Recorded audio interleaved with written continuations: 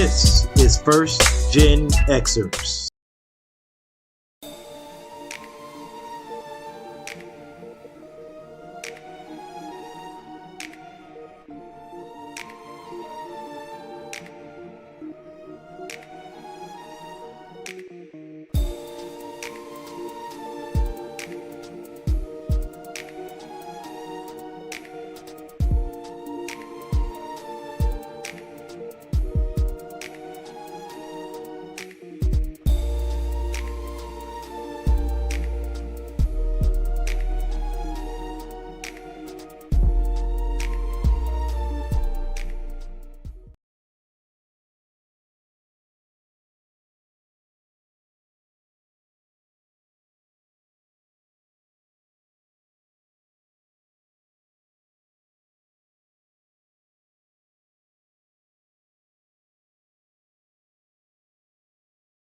Good evening, y'all out there in Twitch land. It is me, the one and only Dark Lord 100, double KK double.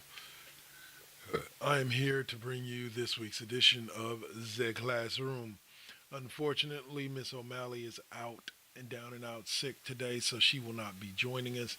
But we always, as always, wish her well and can't wait to see her back to talk some good sports. So we're opening up with a subject that has been floating around out there for a while, and that's the Oklahoma City Thunder. 34-7 right now in the West, number one in the West. Are they the best version of the Thunder? Now we think about the other versions of the Oklahoma City Thunder with the Kevin Durant Thunder, and or I'll say the Kevin Durant. Oh, is it Kevin Durant, Russell Westbrook, James Harden Thunder? Like this was a Thunder team that basically everybody felt should have won the NBA Finals the year that they lost to LeBron, the baby Thunder team. Is this team right now with Chet Holmgren, Paolo Bancheros is Orlando, but Chet Holmgren, Shai Gilgis Alexander, and a lot of them young boys, Williams and all them boys out there, are they better than the version of the Thunder involving Durant in them? I think player for player, I don't know. I don't think so. Player for player. I think that other Thunder team, Serge Ibaka, I forget who they had at center, and they had a pretty deep bench, including former Indiana Pacer, I believe David West, before he came over to the Warriors. But this team is definitely up there.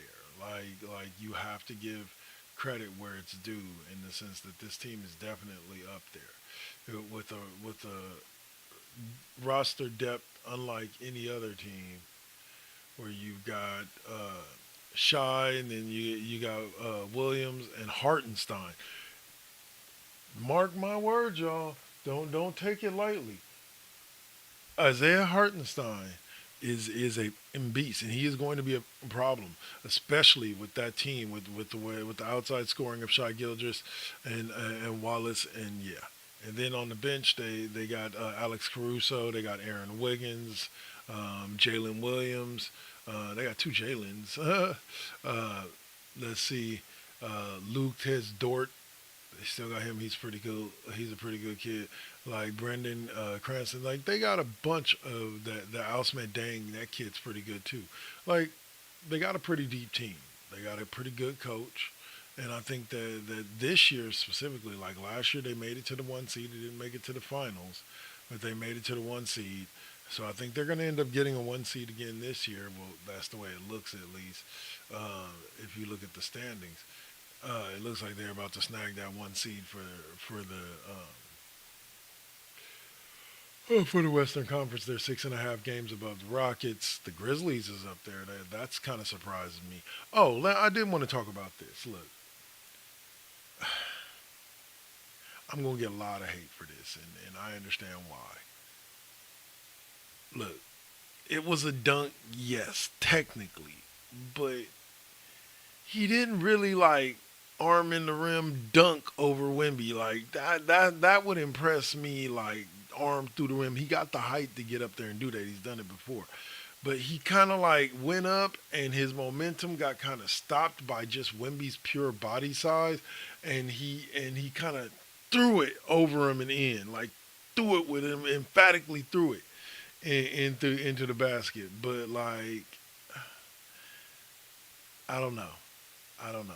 There's a lot of things that make it to where I would consider it a lot more impressive had they gone that way for John Morant. But sorry, got up early this morning, John Morant. But it was a good dunk. But the Grizzlies at 27-15 ain't no joke. The Denver Nuggets, I believe they went to the finals last year. It was the Nuggets and the Celtics, and then the Clippers and the Lakers. Both sitting about 2 games up on the 1 to 2 games up on the 7 through 10 seeds. The Mavericks, the Timberwolves, the Kings, and the Warriors. All solid franchises, and heck, even the Phoenix Suns are sitting on the outside looking in at 21-20 and are only 2 games above the Spurs. Somehow the Utah Jazz are the worst team in the West, and I don't know how because they had a solid roster. I thought they should have been better than what they're doing right now. But sometimes you're wrong, sometimes you're right. What can I tell you? But getting back to the original question of is this Thunder team better, I'd have to say no. No, I think they're damn good. 35-7 ain't no joke. 6.5 game lead on the top of the division ain't no joke. But biggest point differential out of all the teams that are playing right now, no joke. But do I think that they're ready to go win it all? I think they're still babies. Could they? Oh, yeah. Things could fall their way. They could. The Oklahoma City Thunder, I can say it right now. The Oklahoma City Thunder could very well win a title this year. No joke. But will they? Man, they could have won a title last year. And they didn't. So I would say this. Expect them to have a good run. They're not gonna have a 73-9 where they're not gonna win. What would that be? 28. They're not gonna go 28-2 in their last 30 games or 40 games. Sorry, they're not gonna go 38-2. All right. So, but they should finish with 50, 60 wins, which would be something that a lot of teams, or there haven't been many of recently. I want to say that they won the West with 56 wins last year. So, all right, so that'll wrap it up for the NBA talk. I'm now going to dive into the college football playoffs. We are at the finale, so to speak. The finale, which is the college football championship. We had 12 teams to start. Those 12 teams consisted of Arizona, Oregon, Georgia, Boise State, and Arizona State, who all got the bye weeks. And then you had Clemson, Penn State, Notre Dame, Ohio State, Tennessee, Indiana, SMU, and Clemson was the 12th team. Those 12 teams started out, they whittled down to 8, then down to 4, and now we are down to 1, 2. 2 teams, 1 championship. Oof. Who knows? Who knows? Who do I want to win? Who would be the better story? I like the story of Ryan Day is playing for his coaching for his job because he is. He is. Like, you lost to Michigan, bro. You better at least bring home a national championship. But I like the Notre Dame story better because I don't really think a lot of people had Notre Dame winning the title. I think they had Notre Dame in the playoff, but I don't think they had them winning the title. And as an independent school, they are both.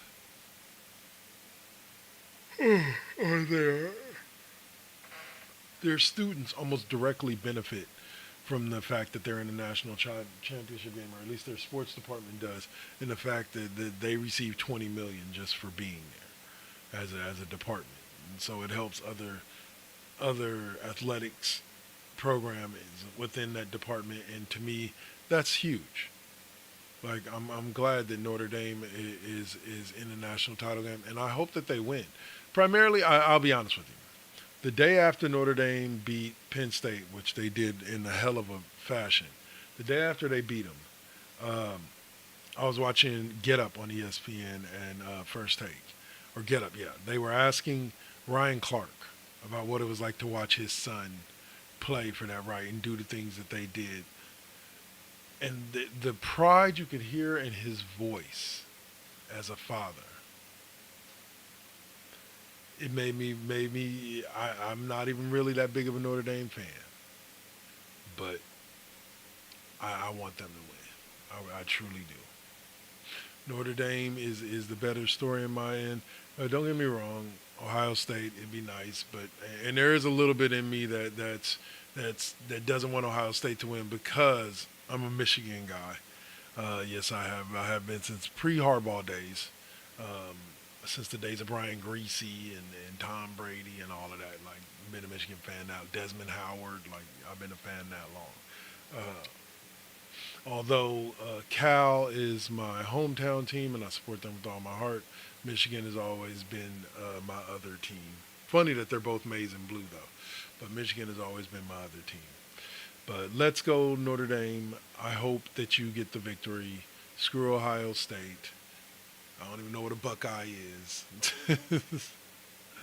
And I will be back to talk a couple of off-season moves real quick and an interesting story out of San Francisco. Um, y'all are watching or listening to The Classroom right here on First GenXers Twitch, or on Double KK Double Network YouTube. And we are glad to have you. And I will see you after this quick commercial break. Well, about 10 minutes, please. All right, what's up, y'all? And I'm back. You got to keep it, you got to keep it lovely. You got to keep it, you got to keep it lovely. Success comes right after the struggle. I ain't even giving up on whatever I wanted. The tragedies I've seen, I can't even stomach. Most of y'all weak as shit and would've started running. Every time I make it back to the crib, I'm thankful the Most High let me see all of it. Grateful I'm lovely, and I'm being real with this. Please don't judge me, I'ma stay on my shit. I'ma keep a grind mode button, push it, make it do something. No balls for me, cause I'm a loose cannon. I get to choose, camera, switch it up, look up a new banner. Keep smoking on that bama.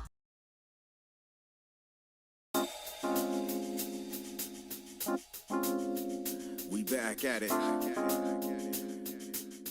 Yup, we still doing it. Poetic beat. First GenXers. Gia. Let's get it, y'all. Come on. We back in the building. It's been a long time cooking in the soup kitchen.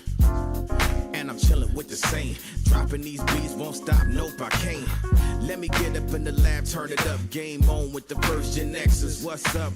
Let's flip on the switch or the Xbox and get up in my zone, I'm clowning. Let me clear my throat for a minute. Shout out to my folks while I'm in it. It ain't nothing but love, it's babe business. I really don't know what's so who ain't feeling this. And this is only the beginning. Now versus then, this is something for the chillin'. Poetic got the joints like McDonald's. I'm loving it. It's the first gen. We're now rocking with Poetic Beats. This is the first GenXers production. Get your PlayStations out. Get your Xbox out. Get your Switch out. Let's get it in, y'all. Holla back.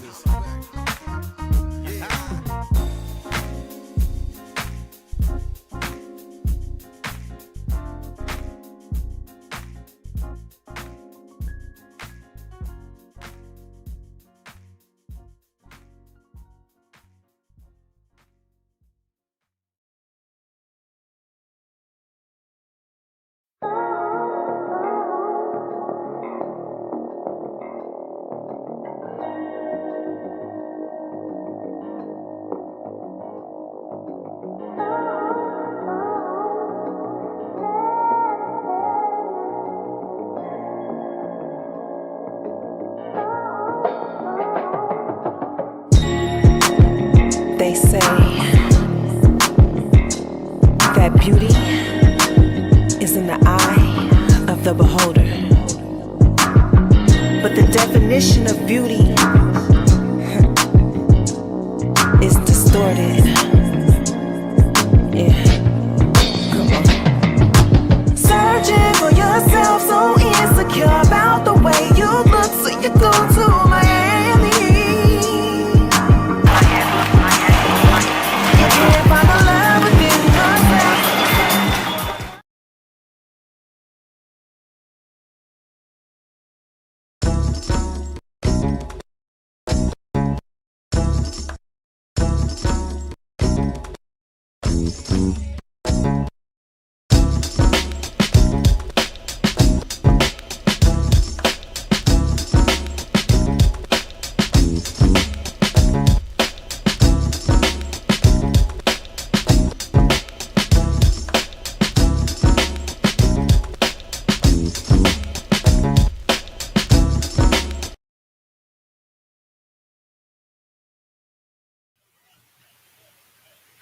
Hello, y'all out there in Radio Land and in Video Land.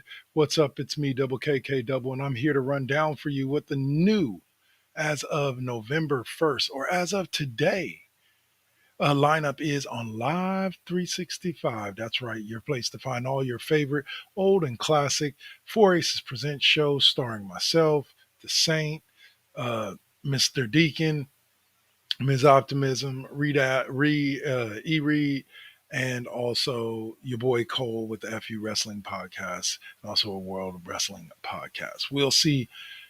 Let's go down the roster of the Monday through Friday. At 12:30 a.m., you will open your day hearing an episode of Now versus Then, followed up at 3:45 a.m. by an FU Wrestling Podcast Classic episode. We finish out our mornings at 6:20 a.m. with a double case classroom, 30 minutes. You get a new episode daily. Then we follow that up with a classic episode of K Double's fifth period music class, the show you love me on. I know y'all be watching, listening, and all that. Let's see, and then now we follow that up at the middle of the day on the East Coast and the late morning on the West Coast with 3 hours of Now versus Then Deuce, including a new episode every Wednesday of the new episodes of Now versus Then airing on Twitch right here. If you're watching this on video. Then we follow that up with an episode of KD5P with a new episode every Tuesday at 12:45 p.m. of KW's fifth period music class from Live 365. And then we get 3:20, we get the Worldwide Wrestling Podcast revisited with a new episode of the Cheap Pop Podcast on Thursdays at 3:20. Let's see, and then we get Now versus Then revisited at 5:30. All of these shows from this point forward, with an exception for the next one. Or actually, no, just that show is a replay of the Now versus Then from that morning in case you missed it. Then we get West Coast Bias, a classic episode at 9:05 every night with a new episode of The Classroom every Friday with me and OMalley on Sundays. And then we close out every night with a 40-minute edition of Lip Gloss and Mics. That's all right here on the First GenXers Radio Network, the radio network that brings you the classic episodes from 4 Aces Presents Radio Network on Blog Talk Radio and on Spreaker. You can still catch us over on Spreaker with the podcast. And lastly, I am Double KK Double. Check out my website, 2kk2network.com, to find everything about my network. And I'll see you guys there. Peace. All right, what's up, y'all? And I'm back. All right, so here we go. Last time I hipped you to what was going on Saturdays and Sundays right here on Live 365, and now I'm going to hip you what's going on Monday through Friday. So now I'm going to hip you what's going on Saturday and Sunday. We open up each Saturday and Sunday at 12:30 a.m. with a classic episode of Mr. Deacon's Experience, followed by at 2:40 a.m. a classic episode of Ms. Optimism Speaks. We follow that up with a classic episode. Now, mind you, this is both on Saturday and Sunday. The days don't break apart till a little bit later. But you at 5:15 a.m. you get a classic episode of Brick in a House. Then you can follow that up with an episode of Reality Radio.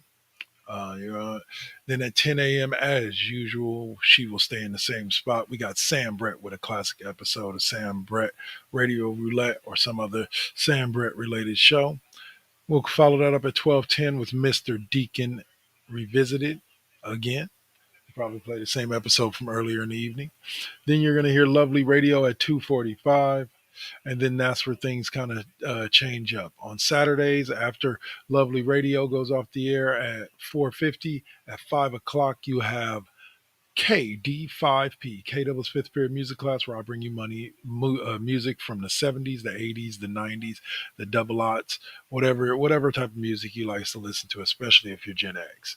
Then we close the night with a 2-hour, 45-minute episode of the Cheap Pop podcast from back in the day with myself and Alpha, and that will close out our evening. On Sundays, after you hear Lovely Radio, at 4:10, you'll hear an episode of The Classroom from Spreaker, the 45-minute episode version of that show.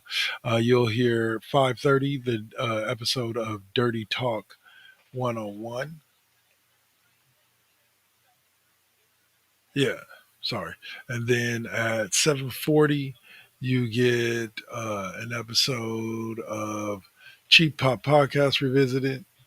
And then we close the night out with an episode of the Sidebar at 10:10. So that'll do it for Live 365 and everything that we have going on there.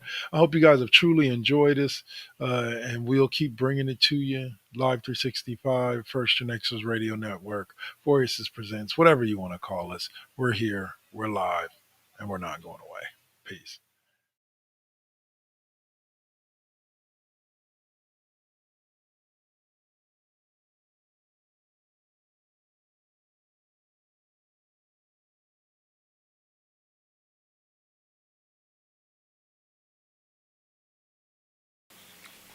All right, so now let's get into this story that I want to tell y'all about. Well,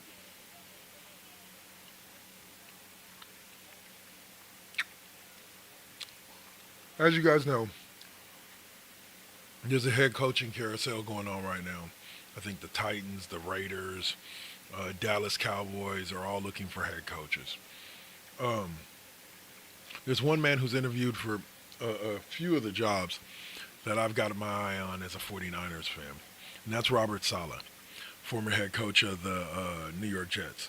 Saleh has been interviewing around multiple head coaching positions, but some interesting news that I heard just today even is the fact, or read, I should say, thanks to NBC Sports Bay Area, the 49ers have already put a contract on the board for Saleh, basically telling him, if you choose us over the head coaching position, or if you don't get a head coaching position, you choose us over other coordinator positions, we'll make you the highest paid D coordinator in the business or in the league.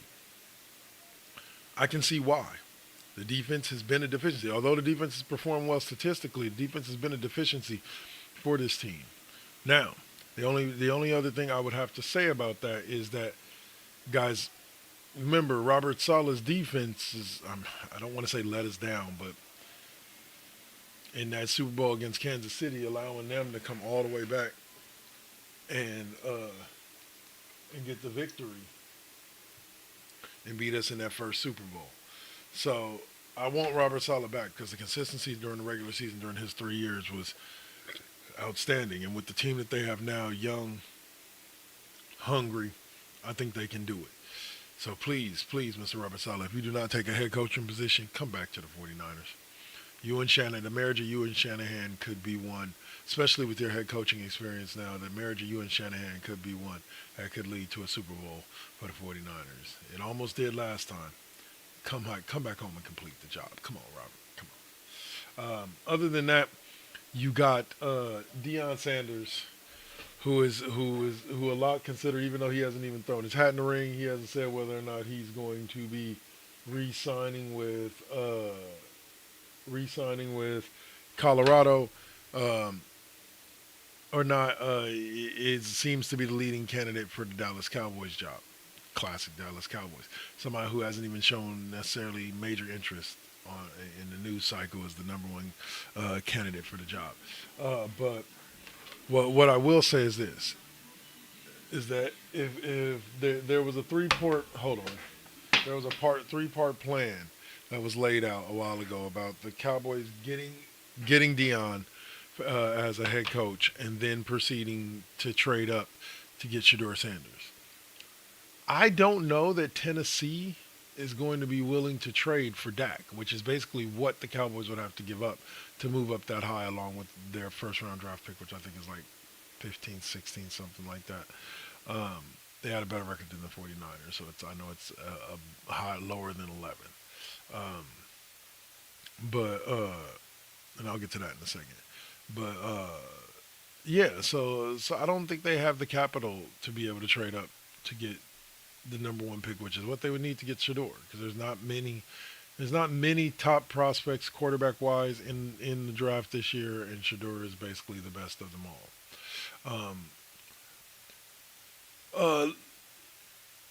There is, I want to say, the Bears. They didn't reach out to Mike McCarthy. They didn't try to trade for Mike Tomlin. They're looking for somebody to come in and right the ship, primarily because they've been watching what went on over in Washington, and we'll get to that in a minute too. But you know, the Bears are looking for anybody and everybody. The odds are good they're probably going to end up hiring either the Lions offensive or defensive coordinator. I would say they'd be better off getting the Lions offensive coordinator because they have a running back room that you get him another solid running back like DeAndre Swift, and you got a running back room you can work with. I believe they already have one there. I forget his name. But you can have a 1-2 punch that Detroit offense would look good with Caleb Williams. Because Caleb Williams and Jared Goff are similar type of quarterbacks, so I can see, except that Williams is a little bit more mobile. But people also underrate Goff's mobility. But let's see. So yeah, you can take that and look at the Bears making this move that might vault them into the playoffs next year. Which, by the way, just so everybody knows, yes, I'm saying it right now. I believe that the 49ers will be back in the playoffs next year. Depending on who they get for defensive coordinator, I believe they'll be back in the playoffs once healthy. Once you get a healthy Christian McCaffrey, even if Debo doesn't stay, unfortunately, he might not, but I hope he does. But even if Debo doesn't stay, I think they'll be all right with Ricky Pearsall. They still got George Kittle. They still got Brandon Ayuk. They locked him up. They just got to lock up Trent Williams. I believe they already did lock him up. And probably get another D tackle, another young D tackle, or young defensive end at number 11 if there's one available. You know, if quarterbacks are expected to go 1 and 2, then that means that there's a good chance that they can't necessarily get the best defensive lineman out there, but they can get somebody that fits their system pretty well. They still got Drake Jackson. I don't know what's up with him, and they got a couple of guys that they did sign for 2 years this year, like Leonard Floyd. So yeah, I think that they'll look for some defensive line depth, or they'll look for cornerback. And I don't know if there'll be one at number 11. I have to look at the mock drafts and see what's out there. But I would think that cornerback should be their top priority, because with Greenlaw back full time now by next season, him and Warner back patrolling that midfield. Then you got Hufanga and Mustafa and Jair Brown as the 3 safeties. You got Diamador, I think it was, Ambry Thomas? I think Ambry was the one they let go. Diamador Lenore is the guy that they kept and they locked up. And you might be able to pull a free agent or two. You're gonna have to pay Brock, but like I said to OMalley a few weeks ago or last week, I can believe that the 49ers, like the 49ers guy who works the cap, like he can figure it out where Brock will get paid what he's worth. But at the same time, it won't be a savage hit to the 49ers cap, and they can do business. Again, potentially bringing back and keeping what's his name, Debo Samuel. And let me see, what was his name this year? It wasn't Taylor. Patrick Taylor was the guy. Was the backup to the backup. Um, Elijah Mitchell went out. Christian McCaffrey. Oh my goodness. Why am I blanking on this kid's name? But that running back, Mason was his name, I believe. I don't remember. I'm not gonna pretend to know. But yeah, that once they get him and Christian working together, I think that the 49ers are gonna look nice. We're gonna look real nice. Now, somebody brought up a valid point when they were talking to me about it, about what they should do with the draft. Right tackle. One of the biggest mistakes that I feel that they made was letting McGlinchey go to Denver, but they couldn't afford to pay him. So getting another right tackle in there who can get the job done, no offense to the guy that started this year, but if they can get a young guy in there that can grow to be the beast that McGlinchey was, I think that we're looking at a solid spread. But all right, now let's get to what everybody wants, the NFL playoffs, the main event of the evening. We are now officially down to our final four, folks. 1, 2, 3, 4. With this weekend's games, yesterday you had a Chiefs game that some say was rigged. I say the Chiefs just outplayed the Texans. The Texans played their ass off, though, that they did. But the Chiefs they're the Chiefs. Travis Kelce doing what Travis Kelce do. Patrick Mahomes doing what Patrick Mahomes do. So we got the Chiefs, and then you had the surprise win of the number one seed in the NFC being knocked off. Don't even know if they should have been the number one seed, being as many injuries as they had. But the Detroit Lions finished the season 15-2 and still ended up getting bounced in their first game against the up-and-coming Washington Commanders. I don't know what to tell you. Washington is a team of, I don't know if they're destiny. I don't know if they're going to be in New Orleans. I don't know if they're going to go rookie to the Super Bowl, because the Eagles are just something else. But after watching tonight's game, which, by the way, the Eagles won over the Rams in a tight one. I think we might see a rematch of Philly and Kansas City. But the big game was the game that just ended about 20 minutes ago, and that was the Bills and the Ravens. Ooh, the Ravens made the game out of that, but Buffalo was able to hold on to that trophy, or to the divisional round win, and get to Kansas City for the big rematch, the AFC Championship game. Kansas City, Buffalo, takes place January 26th, which will be next Sunday, and then at 3:30. And so by the time we come on, we will know who's in the Super Bowl, so we'll be discussing that. Be sure to check us out then with OMalley. And then we got the Eagles and the Commanders. I believe they played each other earlier this year. Let's see. I believe they did play each other earlier this year. Twice, actually. And the Eagles won one and the Eagles lost one. So they're 1-1 against each other. This is the third time that they're playing each other, and it's for a trip to the Super Bowl. Whew, hold on, let me see who won where.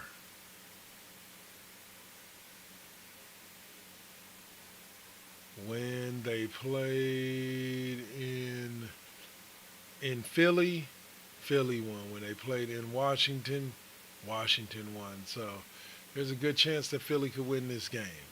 So I'm not going to call it right now. Yeah, I will.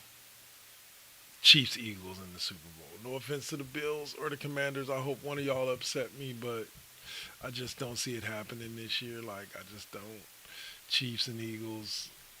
And I'll give you a prediction on that next, probably 2 weeks from now, after the Pro Bowl week, when we go actually into the Super Bowl.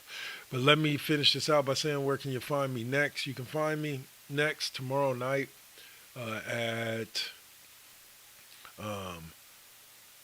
on Football Mondays with College Football 25 and Madden 25. Play a couple games with the 49ers. I'll probably maybe even start early, so keep an eye out for that. But normally I start around 8 p.m. You can also check out my website, 2KK2network.com, where you can see replays of all the shows.